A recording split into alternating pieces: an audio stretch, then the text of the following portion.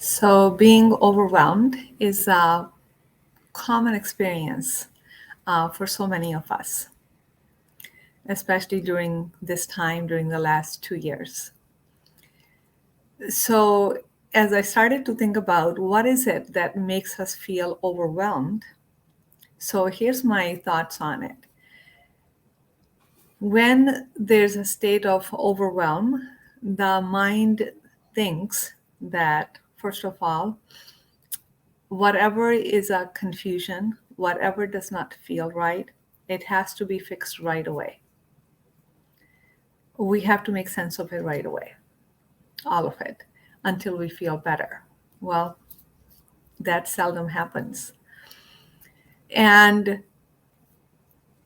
the truth is, we don't even have to understand it in order to put something on the side.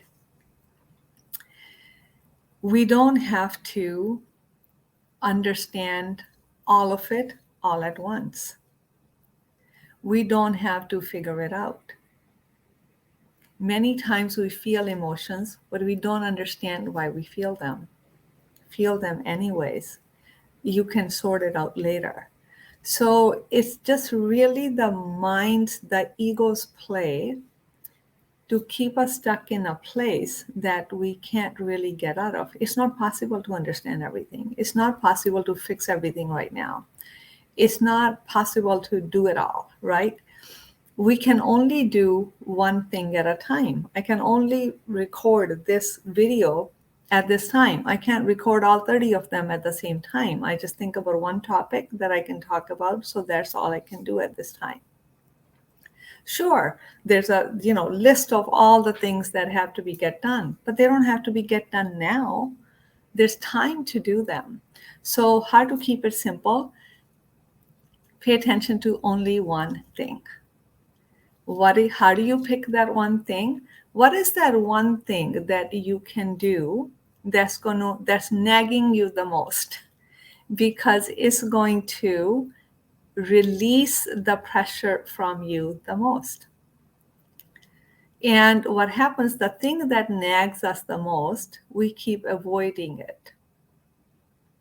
So we do everything else first. It's kind of like that project when it is due, we start cleaning the house. But in the background, the thought is, God, I got to get that project done.